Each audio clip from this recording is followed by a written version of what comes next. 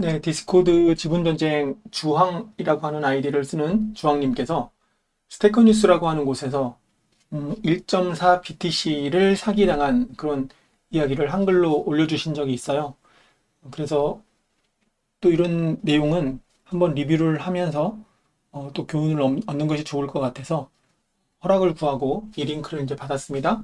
자, 그래서 이거를 제가 LMM을 통해서 한글로 이제 번역을 한 거를 하나씩 보면서 이 내용이 무엇인지 읽어보고 약간의 이해를 돕는 해설을 하는 그런 영상을 후다닥 찍어보도록 하겠습니다. 자, 일단 스테커 뉴스는 스테커.뉴스라고 하는 사이트고요. 이 스테커 뉴스에 있는 이 전체 내용을 한번 이제부터 진행해 보도록 하겠습니다. 자, 일단 요약, 한마디로 요약을 이 사람이 했는데, 사칭범들과 나 자신의 어리석음 때문에 1.4 BTC를 사기당했다. 이게 이제 제목이에요. 자, 배경을 먼저 이 사람이 설명을 하는데, 일단, Any.Tremx4라고 하는 이 라이트닝 노드를 이 사람이 운영을 해온 거로 이제 기록을 해놨습니다. 자, 이렇게 운영을 해온 거고, 그전에는 몇 년 운영하던 노드가 따로 있었는데 하드웨어 고장으로 모든 것을 잃었다. 자, 이때는 좀 운영 노하우가 없었나 봐요. 그때는 좋은 복구 절차가 없었다. 뭐 이런 코멘트를 해놨고요. 내 노드는 큰 수익을 내는 편은 아니었지만 손익분기점보다 약간 나았다. 그러니까 BEP는 그래도 내고 있었다. 뭐 이런 의미죠. 이 라이트닝 노드로 BP를 내기가 참 쉽지가 않습니다. 그래서 이제 수익용으로 노드를 운용 이 사람은 한 것 같아요. 자, 한때 터미널 웹의 순위에서 이제 순위를 보여주는 이 사이트인 것 같은데 상위 100위 안에 들었던 것으로, 그래서 꽤 큰 자금을 가지고 라이트닝 노드를 운영한 것으로 보이고요. 지금은 내 노드가 더 이상 목록이 없다. 이 사기를 당해서 뭐 최종적으로 뒤에 나오지만 노드를 다시 운영할 계획은 아직은 없다. 이렇게 나옵니다. LM 플러스라고 하는 이런 그 라이트닝 네트워크와 관련된 또 사이트에서 스왑과 풀 활동에 적극적이었고, 그러니까 우리가 그 볼트 스왑 같은 그런 식으로 유동성이 부족할 때 유동성을 공급해주는, 그러니까 인바운드 리퀴디티하고 아웃바운드 리퀴디티 뭐 이런 것들을 공급해주는 그런 활동을 이제 한 걸로 보입니다. 꽤 적극적이었고, 엠보스 마그마. 엠보스는 라이트닝 네트워크 정보를 보는 이 사이트고요. 엠보스 마그마는 이렇게 생겼습니다. 엠보스에서 운영하는 마그마라고 하는 이 유동성 스왑해주는 그런 서비스입니다. 그러니까 여기다가 유동성 스왑할 수 있는 기능을 런칭을 하고, 리퀴디티가 부족한 사람은, 유동성이 부족한 사람은 여기다 넣고 이렇게 교환을 하는데, 유동성을 채워 넣는데, 그때 일정량 수수료를 지정을 해 놓으면 그만큼의 수수료를 얻는 그런 구조로 운영을 한 겁니다. 그래서 유동성을 판매하곤 했다. 그리고 바로 그 마지막 부분이 나의 어리석음 때문에 노드 몰락의 시작이 되었다라고 이 사람은 이제 적었습니다. 이게 배경이고요. 자, 근데 면책이라고 해서 엠보스와 그 관리자들, 제시와 뭐 AP, 이게 뭐 관리자 역할인가 봐요. 관리자들에게는 아무 책임이 없고 그들이 제공하는 것에 감사한다. 잘못이 있는 쪽은 사기범들과 나 자신뿐이다라고 해서 이 글을 엠보스 텔레그램 운영자들이 이제 뒤에 나오는데 그 사람들은 해당 사항이 없다라는 얘기를 이제 분명히 명시하고 있습니다. 자, 어떻게 시작됐나? 4월에 엠보스 마그마에서 유동성 판매 오퍼를 만들었고, 이제 엠보스 마그마 여기 보였던 여기에 유동성을 공급하기 위해서 이제 오퍼를 만들었고요. 그리고 7월에 몇 건의 판매가 성공적으로 완료돼서 모든 게 좋았다. 그러니까 비트코인을 가지고 비트코인을 얻을 수 있는 방법은 일을 해서 교환을 하거나, 그다음에 뭐 서비스를 판매하는 대금으로 얻거나, 또는 이런 식으로 유동성을 공급해서 수수료를 일부 먹는 그런 방법인데, 이 사람은 그 유동성을 공급하고 수수료를 먹는 방법을 선택한 겁니다. 자, 8월 22일 무렵 얼마 안 됐죠. 또 다른 판매 알림을 받았는데 승인하려고 하자 엠보스에서 504 오류가 났고, 이때 클라우드 플레어 미들웨어, 그러니까 클라우드 플레어는 CDN 회사인데 이 중간에 트래픽이나 뭐 글로벌로 네트워크 같은 걸 전송할 때 중간 그 뭐 캐시 역할을 하는 그런 글로벌 서비스입니다. 자, 클라우드 플레이어 미들웨어가 판매 인보이스 제출할 때 타임아웃이 낮답니다. 그러니까 라이트닝 네트워크의 인보이스를 만들고 일정 기간 동안 거기에 자금이 들어오지 않으면 이제 뭐 취소가 될 거잖아요. 그래서 이제 타임아웃이 난 겁니다. 뭐 어떤 이유인지 모르겠지만 클라우드 플레이어의 어떤 연동이 잘 안 된 거로 보입니다. 자, 나는 엠보스 지원 페이지를 통해 연락을 했고, 왜냐면 엠보스 마그마를 통해서 유동성을 공급하려고 했기 때문에 엠보스 쪽에 이제 연락을 한 거고, 텔레그램 채널이 별도로 있나 봅니다. 이때도 여기에도 문의를 했다. 자, 관리자 중 한 명인 제스가 채널에서 텔레그램 채널이에요. 거의 즉시 응답의 문제를 해결을 도와주기 시작했다라고 해서 그 채널에서 시작을 했는데 약 10분쯤 지나서 제스에게 DM이 왔습니다. DM, 다이렉트 메시지가 왔습니다. 그러니까 1대1로 채팅을 걸어온 거죠. 자, 메인 채널 밖에서 계속 도와주는 것이라 생각했다. 여기서부터가 이제 단추를 잘못 끼운 거라고 보면 됩니다. 자, 이유, 이 사람을 인용부 제스라고 부르겠다. 제스가 너무 늦게서야 그가 사칭범이라는 것을 알았다. 제스가 이름과 프로필 이미지가 동일했습니다. 네. 사칭범은 이름과 프로필을 동일하게 하고 아이디도 약간 교묘하게 바꾸는 그런 수법을 쓰죠. 당시에는 의심할 이유가 없었다. 왜냐하면 공식 채널에서 제스가 응답을 해줬고 10분쯤 있다가 DM이 왔겠고 이름과 이 프로필 이미지가 동일했기 때문에 의심할 이유가 없다고 보입니다. 본 겁니다. 그러니까 상세 보기를 눌러서 그 사람에게 할당된 아이디를 비교해 보기 전에는 이제 10분 전에 이야기를 했고 그 다음에 DM으로 와서 더 도와주겠다고 하니까 별로 의심할 여지가 없었던 것 같아요. 자, 나는 이 사람과 약 9시간 정도, 굉장히 긴 시간 정도 띄엄띄엄 대화를 했습니다. 자, 사칭범이 빌드업을 한 겁니다. 그가 무엇을 요구하는지 잘 이해하지 못하는 순간이 여러 번 있었고 말을 못 듣는다는 얘기죠. 심지어는 L&D, 이 라이트닝 네트워크, 이 L&D 그 구현체 중에 하나죠. 뭐 코어 라이트닝이 있고 L&D가 있습니다. L&D에 대해서 충분히 알지 못하는 것처럼 보이기도 했답니다. 자, 그런데 어느 순간 라이트닝 L&D 특정 정보를 요구하길래 아마도 내가 모르는 더 깊은 지식을 가진 사람일 수도 있다고 생각을 했답니다. 일단 믿었기 때문에 이런 생각을 한 것 같습니다. 또 의사소통 문제도 있었는데 이 사람은 원어민이 아니라고 생각을 했다고 합니다. 네. 자, 이 와중에 엠보스 TG 채널에 이게 공식 채널인 것 같아요. 다른 관리자 AP와 바너프라는 사람이 연락이 또 왔답니다. 둘 다 내가 제스와 계속 이슈를 처리해도 된다고 확인을 해줬다고 합니다. 자, 나중에 사람인지 알았지만 이 계정들 역시 사칭범이었고 한패거리인 거예요. 특히 바너프라는 이 계정은 인간 관리자처럼 행동했지만 나중에 알게 된 사실로 텔레그램 봇이었다고 합니다. 자, 진짜 무섭죠? 자, 어느 순간 그들은 내 지갑에 그들의 시스템에 연결해서 분석할 수 있도록 승인하고 초기화해야 한다고 계속 거짓말을 했고 이것이 가장 큰 레드 플래그, 그런 잘못된 신호였는데 이때 직감을 믿고 그 자리에서 대화를 중단했어야 했지만 결국에는 이 사람은 계속 진행했고 결국 그들이 보낸 웹사이트, 뭐 피싱범들이 웹사이트를 보내고 거기에 뭐 정보를 입력하라고 뭐 이런 걸 많이 우리가 뉴스에서 봐왔죠. 자, 이 웹사이트를 보냈는데 여기에 L&D의 지갑 시드 구문을 여기다가 넣게 됐다고 합니다. 자, 이게 이제 굉장히 큰 패착이 된 거죠. 사이트는 계속 오류만 내고 제대로 동작하지 않았다고 하고요. 이 사람 추측으로는 그게 그냥 요 시드 구문을 얻는 게 목적이고 나머지는 그냥 가짜로 만든 거기 때문에 그냥 동작하지 않도록 해놓은 겁니다. 자, 입력 내용을 어딘가 기록해 두었다가 나중에 시드로 훔쳐 쓰는 방식일 것이다. 네, 대부분 보이스피싱이나 그런 스미싱 같은 이런 것들이 이런 걸로 이제 동작을 한다라고 우리는 언론 기사에 많이 보곤 하죠. 자, 그 뒤에 나는 제스와 몇 시간 더 대화를 이어나갔고 굉장히 긴 시간 지금 빌드업을 한 겁니다. 한편으로는 내 노드를 스스로 점검했다.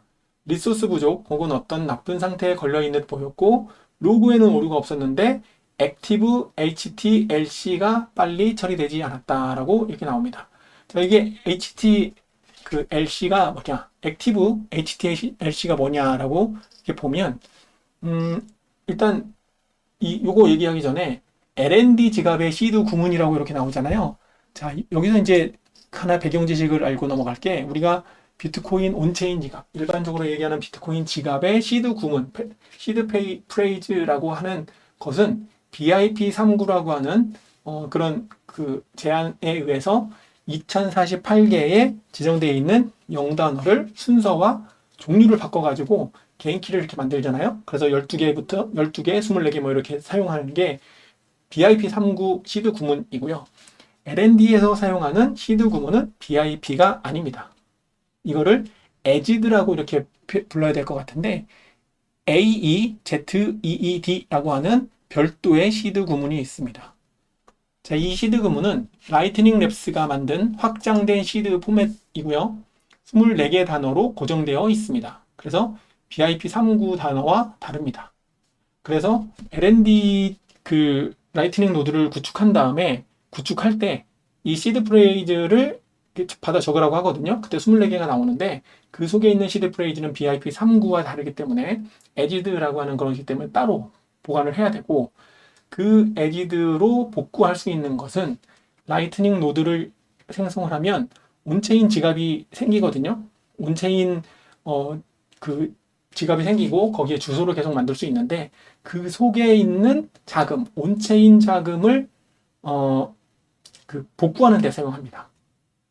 자, 이게 무슨 얘기인지 이제 라이트닝 노드를 운영해봐야 알 수 있는데, 일단은 L&D 지갑 시드 구문을 가지고 있으면 그 지갑을 복구할 수 있고요. 당연히 개인 키니까 라이트닝 노드에 사용되는 온체인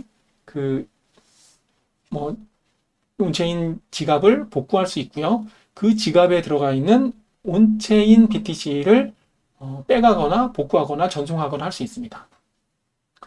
자, 그런데 만약에 라이트닝 노드는 채널이라고 하는 걸 여는데, 채널을 열 때는 별도로 또 이제 채널을 열었다, 유동성이 어떻게 보내졌다라고 하는 별도의 데이터가 있어요. 그래서 라이트닝 노드를 운영할 때는 요 시드 구문을 받아 적는 것 이외에 L&D에서 제공하는 데이터 백업 기능을 가지고 한 번 더 백업을 해야 됩니다. 그래서 만약에 갑자기 내 라이트닝 네트워크 노드가 폐쇄가 되거나 종료가 됐을 때 그걸 복구하려고 했을 때는 첫 번째가 L&D 이 에지드라고 하는 시드 구문으로 내 지갑을 다시 한번 불러오기를 하고, 그리고 채널 백업한 데이터를 임포트 시켜서 채널과 관련된 것들을 이렇게 연결을 해야 강제 패널이 폐쇄되기 전에 이렇게 복구해서 운영할 수가 있습니다. 그래서 백업을 하려면 L&D 또는 L&D의 그 시드 구문도 기록해 둬야 되고 채널 데이터도 백업을 해야 된다라고 하는 것을 기억을 하시면 됩니다. 자, 이런 게 있고, 요게 이제 그 액티브 HTLC라고 이게 나오는데, 자, 이게 뭐냐? HTLC는 해시드 타임 락드 컨트랙트예요. 약자가. 그러니까 해시가 된 타임 락, 시간으로 잠궈진 계약이라고 봅니다. 그러니까 라이트닝 노드의 어떤 기술적인 특징이 내 돈을 걸고 상대방의 채널도 돈을 걸고 그걸로 인해서 어떤 채널을 생성하는데, 그 채널 생성에 서로 양자가 합의하는 걸 멀티시그 방식으로 합니다. 자, 그래서 사람이 중간에 개입돼서 승인하는 절차가 있는 게 아니고요. 중간 노드들이 신뢰 없이 그렇게 멀티식으로 계약을 하고 거기서 인보이스를 만들고 돈을 보내고 받고 할 때 이 처리도 자동으로 진행이 됩니다. 그래서 그 자동으로 진행되는 그 규칙을 우리가 일반적으로 스마트 컨트랙트, 그러니까 프로그래밍 된 그런 규칙이죠. 그거를 컨트랙트라고 부르는데, 이 컨트랙트를 처리할 때 중간 노드들이 신뢰 없이 서로 주고받을 수 있도록 해시된 그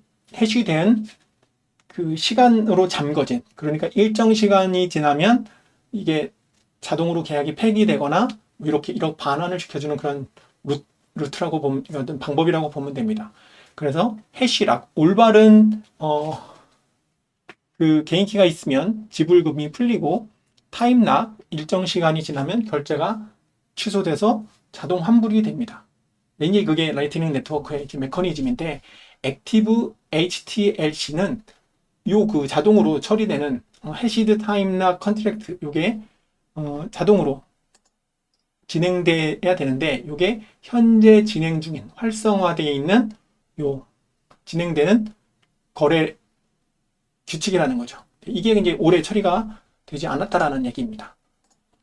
이게 뭔가 좀 이상한 상황인데, 자, 그래서 이 사람은 전체 노드를 재부팅 해보면 어떨까 싶어서 재부팅을 했고, 극도로 좌정한 상태라서 빨리 끝내고자 하는 마음이 있었나 봅니다. 자, 바로 다음날 아침 이른 시간에 제스가 다시 연락을 했고, 그는 또 다른 지갑 연결을 해 내 노드의 유동성을 검증해야 한다는 식으로 압박을 했다고 합니다. 자, 그래서 이 제스는 토르 주소, 비밀로 생성이 되지만 이 토르 주소가 있으면 원격에서 토르 네트워크를 통해서 내 노드에 접속할 수 있는 일종의 그 숨겨진 그런 주소예요. 자, 이 주소를 요청했고 이거는 뭐 조회가 가능하지만 이 사람이 요청했다고 얘기하고요. 토르 주소 그리고 이것도 이제 잘못된 정보인데 이 사람은 좀 무시를 했다고 하는 것 같아요. 그래서 토르 주소와 관리자 마카롱인데 마카롱이라고 해서 이것도 이제 그 노드를 만들게 되면 이게 내 노드야라고 하는 어떤 그 정보 중에 마카롱이라고 하는 이게 왜 마카롱인지 그 기술적인 것까지 모르겠습니다. 이 마카롱이라고 하는 굉장히 복잡한 문자열이 있어요. 길고 복잡한 문자열이 있는데 요게 이제 비밀 값이거든요. 그래서 요걸 요청을 했다고 합니다. 그러면 이 마카롱 값이 있으면 제우스나 뭐 비트 바나나나 이런 그 셀프 커스터디 라이트닝 노드 지갑에다가 그 내가 가지고 있는 운영하고 있는 라이트닝 노드를 연결해서 자유자재로 이 입출금을 할 수 있게 되거든요. 그러니까 마카롱 정보까지 달라고 한 겁니다. 그러니까 비밀번호 달라고 하는 거랑 뭐 거의 비슷한 거라고 보시면 됩니다. 자, 이거는 단호히 거절했고 노드를 재시작한 후 액티브 HTLC는 처리된 것으로 일단 보였기 때문에 노드는 정상적으로 돌아갔다고 합니다. 자, 이 전날에 판매를 거절했기 때문에 엠보스 마그마 여기서 이제 유동성 요구 하면서 504 에러가 났다고 했잖아요. 그래서 엠보스 마그마 문제는 재현해 볼 수는 없었다. 자, 제스는 계속해서 내 노드가 손상되었고 액티브 HTLC가 실제로는 처리되지 않았다고 주장했고 나는 완전히 진절머리가 나서 그냥 내 삶을 이어가기로 했다라고 적어놨습니다. 여기서 이제 이렇게 이런 상황이었는데 이제 도난 당한 얘기를 하는 겁니다. 자, 그날 오전 제스가 대화 중인 동안 그들은 내 온체인 지갑에서 250만 사츠를 훔쳐갔다. 일단 예를 들어서 라이트닝 노드를 만들고 거기에 온체인 형태로 비트코인이 들어가 있으면 별다른 뭐 개인키 서명 없이 거기서 그냥 바로 전송이 됩니다. 왜냐하면 그 앞단에 리모닉으로 그 들어간 복구된 그런 거기 때문에 뭐 예를 들면 우리가 온체인 전송하기 위해서는 에어갭 트랜잭션으로 이렇게 보내는 것처럼 그런 과정을 거치는 게 아니고 라이트닝 네트워크 노드에 온체인 주소가 들어가면 비밀번호 같은 거 없이 그냥 바로 보내집니다. 자, 이걸 노린 거예요. 왜냐하면 사칭범들은 그 에디드 그 시드 구문을 알고 있었기 때문에 온체인 주소에 있는 BTC를 빼갈 수 있는 거예요. 다만 빼가도 알림을 받지 못합니다. 네, 알림 주지 않아요. 난 아무 알림도 받지 못했는데 내가 바보같이 제공한 시드 구문을 이용해서 외부 지갑으로 이체한 겁니다. 네, 비밀번호 없이도 갑니다. 그래서 공개되어 있는 네트워크에 라이트닝 노드를 올리는 것은 매우 위험합니다.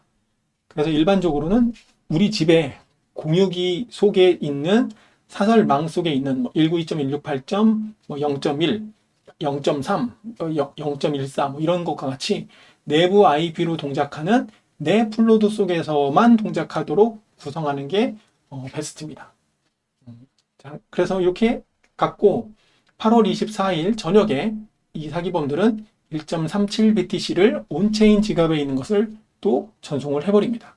그러니까 시드 구문을 가지고 내 라이트닝 노드를 복구했고 그 라이트닝 노드에 온체인 형태로 1.4BTC가 들어가 있는데 그걸 홀랑 털어간 거예요. 그리고 아까 마카롱과 같은 그런 걸 요구를 한 것은 채널 속에 유동성 형태로 그 계약으로 들어가 있는 채널에 넣어놨던 자금, 요거를 강제 폐쇄하면 그게 또 온체인 지갑으로 되돌아서 이렇게 반환이 되거든요. 시간이 지나면. 그것까지도 이제 털어먹기 위해서 마카롱을 요구한 것인 겁니다. 자, 이걸로 온체인 지갑이 완전히 비었고, 그만한 금액을 하드월렛에 준 것은 어리석었지만, 이 사칭 범죄 이전까지는 노드를 매우 조심스럽게 다뤄왔기 때문에 크게 위협으로 보지 않았다고 이렇게 합니다.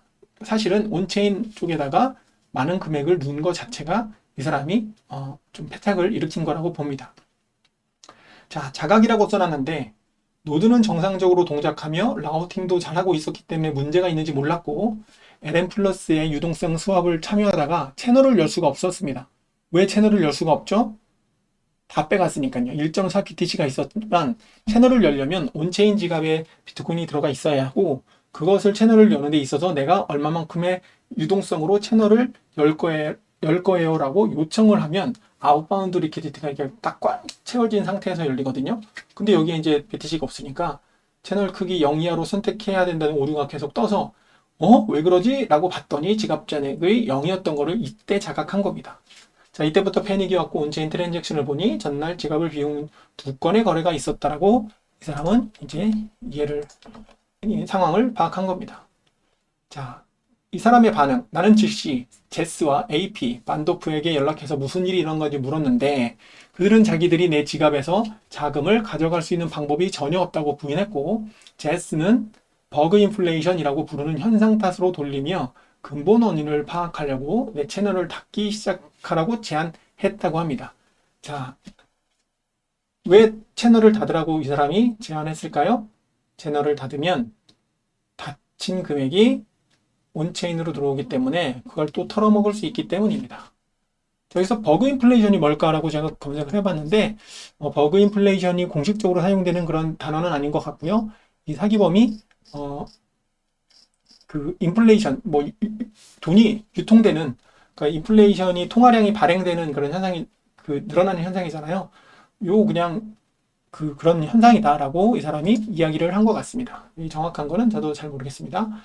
자, 온갖 레드 플래그가 막 털렸고 내 문제임에도 불구하고 문제를 빨리 해결해야 한다는 긴박감이 조성됐고 버그 인플레이션을 해결하기 전에는 상환을 시도할 수 없다고도 이야기했다고 이제 합니다. 반응 이제 패닉 상태에 빠진 거예요. 자, 조치는 어떻게 했냐? 이 사람이 약 55개의 오픈 채널이 있었다고 합니다. 그래도 상대적 엄청 크게 유동성을 넣고 돌리고 있었던 사람인 거예요. 정말 용감한 사람이라고 저는 생각합니다. 정상적으로 동작하고 있었지만 더 이상 온체인 지갑을 신뢰할 수 없었기 때문에 왜냐면 그 니모닉이 털렸기 때문에 거기에 자금이 들어오는 순간 그 사람이 이렇게 지켜보고 있다가 그냥 그 들어오는 족족 빼갈 수 있는 그런 권한을 얻게 된 겁니다. 그러니까 당연히 믿을 수 없게 되는 거죠. L&D 노드를 어느 정도 운영해본 사람은 알겠지만 채널은 협조적으로든 비협조적으로든 가끔 닫힙니다. 그러니까 상호 간에 여기 코퍼레이티브 클로즈도 있고요. 강제 종류도 있습니다. 폴스 클로즈도 있어요. 그래서 닫히고 일정 시간이 지나면 타임락 때문에 온체인으로 자금이 들어옵니다. 자, 그때를 기다려서 이제 빼갈 수 있는 거예요. 그래서 내가 모르는 사이에 채널이 닫혀 온체인 지갑으로 자금이 들어왔고 그걸 사기범들이 또 훔쳐갈 수도 있다고 생각해서 노드 채널을 닫기 요청을 하고 이제 닫는 거예요. 다른 연결 없는 지갑으로 보내고 그러니까 L&D에서 시드구문으로 만든 그 지갑이 아니고 다른 지갑으로 보내고 하는 그런 길고 지루한 작업을 시작했습니다. 자, 협조적인 종류에는 L&D가 종료 잔액을 즉시 비트코인 주소로 리다이렉트 할 수 있게 해줘서 잘 작동했다고 합니다. 자, 협조적 종료를 할 때 다른 주소로 보내는 그런 옵션이 있는지까지는 잘 모르겠습니다. 저는 강제 종료된 적도 있고, 그다음에 제가 임의로 닫은 적도 있는데, 다른 주소로 보내진 않고, 일단 제가 만들어 놓은 라이트닝 노드의 지갑으로만 받아본 적이 있기 때문에 이런 기능이 있는지 모르겠지만 자, 협조적 종료, 코어포레이티브 클로즈에서는 그렇게 했고 소수의 강제 종료는 채널이 타임락이 풀릴 때까지 기다렸다가 이를 면밀히 모니터링하고 자금이 사용 가능해지자마자 다른 지갑으로 보내서 더 이상 피해는 없었던 것 같습니다. 자, 수수료는 감소했고 이 과정으로 이른 금액보다 더 많은 자금을 지켜냈다. 그러니까 1.4개의 BTC를 털렸는데 그거보다는 더 많은 자금을 지켜냈다고 하니까 최소 3BTC 이상으로 유동성을 넣어서 라이트닝 노드를 운영했던 것으로 추정해 볼 수 있습니다. 자, 채널을 닫는 동안에도 사기범들은 계속 메시지를 보냈다. 아마 더 뜯어내려는 시도였을 것이다. 나는 그 새슬 같은 그룹의 메시지 방향에 넣었고 잠시 후 제스 계정이 삭제된 계정으로 바뀌었다. AP에게 이것에 대해 묻자 글리치며 곧 제스가 돌아올 것이라고 했고 나는 이때 진짜 제스에게 연락을 했고 내가 사칭범들과 대화한 것이 맞다는 확인을 받았다. AP에게도 동일하게 확인했다. 그리고 진짜 반도프는 텔레그램 보시며 애초에 나와 대화를 하지 않았어야 한다는 사실도 이때 깨달았다. 보신데 어떻게 너랑 대화를 하니? 그러니까 만도프라고 하는 이름으로 사칭범이 봇을 만들어서 뭐 이렇게 운영을 했거나 뭐 이런 거겠죠. 자, 가능한 곳에서는 채널을 닫는 이유를 알렸고 일부 채널을 일정 기간 유동성 제공 의무가 있었기 때문에 나의 어리석음이 주요 원인임에도 불구하고 커뮤니티 지지에 큰 위안을 받았다. 비어버린 내 노드는 당분간 켜둘 것이다. 테스트용으로 활용할 수 있으니까 세상에 도움이 되도록 워치타워로 바꾸는 것도 고려 중이다. 가까운 시일 내에 새로운 라우팅 노드를 만들 계획은 없다. 당국에 연락할지는 모르겠다. 조사할 게 많지 않을 것 같다. 여기서 당국은 정부겠죠. 정부에 연락을 해도 얻을 수 있는 게 없습니다. 네. 이게 탈중앙화, 그 다음에 검열 저항성 이런 것의 핵심이기 때문에 당국에 연락해봐야 좋을 게 아무것도 없겠죠. 자, 뼈아픈 교훈, 정말 혹독하게 배운 비트코인 R&D 관련 DM은 절대 신뢰하지 말 것. 아예 그냥 DM을 보내는 사람은 사기꾼이라고 보면 됩니다. 그러니까 계속해서 오랜 기간 봐와서 이 사람이 확실하다고 생각되는 것 이외에 DM은 웬만하면 주고받고 하지 않는 것이 좋고요. 그리고 면밀히 이 사람이 아이디, 패스워드, 프사 이런 것들이 비슷하다고 해도 교묘하게 다릅니다. 오리지널하고 그런 것들을 반드시 해야 되고요. 텔레그램에서는 실제 사람에게 먼저 메시지를 보내 사칭이 아닌지 확인해야 됩니다. 그러니까 누가 나한테 DM을 보내서 도와주겠다, 정보를 다오 그러면 그 사람으로 착각한 수 있으니까 그 채널에서 직접 확인을 해보는 그런 방법을 하라고 합니다. 자, 그리고 너무도 당연하지만 히드 구문은 절대 넘기지 말 것. 이것은 지갑, 이 금고 열쇠를 주고 가져가라고 하는 것과 똑같습니다. 이 개인키를 절대적으로 지켜야 되는데 이 사람은 요거를 어떻게 3BTC 정도의 큰 유동성으로 그 라이트닝 노드를 운영할 정도의 사람이 히드 구문을 줬는지 정말 도저히 이해하지 저는 못합니다. 그게 이제 패닉 상태에 빠졌기 때문에 올바른 판단을 하지 못한 탓일 수도 있는데 사실 이거는 사실 변명의 여지가 없죠. 자, 직감을 믿어라. 그래도 다행이었던 점, R&D와 복구 관련 조사를 하다가 예전에 하드웨어 고장이 났던 오래된 노드가 떠올랐고 그 노드를 예전에 초기화할 때 썼던 자료를 찾아와 복원했는데 거기에 약간의 사치가 나와 있어서 그걸로 위안을 삼았다. 라는 정신승리를 하는 것으로 마무리를 하고 있습니다. 자, 스테커뉴스에서 이 사람은 라이트닝 노드를 운영하다가 그냥 사기를 당한 거죠. 텔레그램 운영자를 사칭한 그 사칭범에게 털린 그런 것인데 여기 뼈아픈 교훈, 여기에 있는 게 이제 핵심입니다. DM을 절대 신뢰하지 말고 항상 진짜 사람인지 검증을 하고 웬만하면 DM으로 사람들하고 이야기하지 않는 것이 좋고요. DM으로는 그 어떤 민감한 정보를 주지 않아야 됩니다. 그리고 당연히 개인키가 털리면 그것은 더 이상 내 비트코인이 아니다라는 생각으로 시드 구문은 절대 넘기지 않아야 되고 뭔가 싸하다 그러면 반드시 트러스트하지 말고 베리파이를 해야 됩니다. 자, 그래서 스테커뉴스에 이것도 안타깝지만 그래도 좀 교훈을 얻을 만한 그런 내용이 있어서 제가 한글로 한번 정리를 해봤고요. 그냥 쭉 그냥 읽으면 라이트닝 네트워크와 라이트닝 노드와 기타 등등 이런 용어에 익숙하지 않은 사람들은 이게 무슨 내용인지 잘 판단이 안 될 수도 있기 때문에 간단하게 제가 아는 지식 범위 내에서 해설을 해봤으니까요. 여러분들도 혹시 라이트닝 노드를 운영할 생각이 있거나 지금 운영 중인 분들은 반드시 이런 것들을 교훈 삼아서 안전하게 비트코인을 지키고 라이트닝 노드 생활을 하시기를 바라겠습니다.